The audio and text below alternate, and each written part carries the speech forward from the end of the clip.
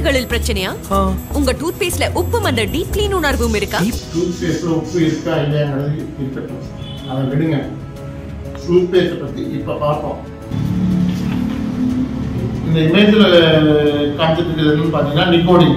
இது ஒரு போதைப் பொருள். இந்த பொருள் சிகரெட் மற்றும் ட்ரக்ஸ்ல எல்லாம் யூஸ் பண்ணிட்டு இருக்காங்க.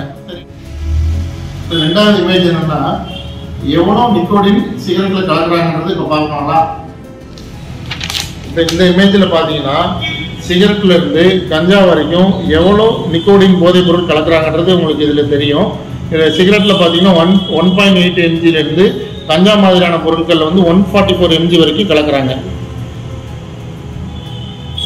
என்னன்னா பேஸ்ட பத்தி பேசுறேன்னு சொல்லிட்டு நிக்கோடின் போதைப் பொருள் கஞ்சா அதை பத்தி மட்டும் பேசிட்டு நினைக்கிறீங்க.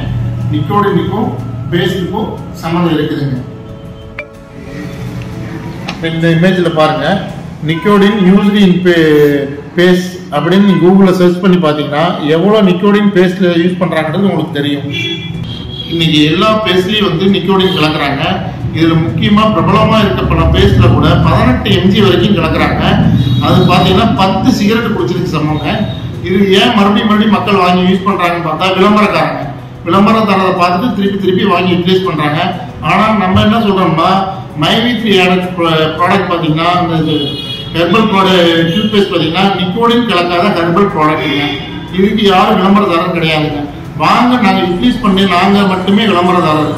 இதை இப்போ வாங்கி நீங்க யூட்டிலைஸ் பண்ணி பாத்தீங்கன்னா அதுக்கான ரிசல்ட் உங்களுக்கு கண்டிப்பா கிடைக்கும் நல்லாவே. இதை நான் சொல்றதை விட இந்த பொருட்களை வாங்கி நீங்க பயன்படுத்தினா நீங்களே சொல்லுவீங்க.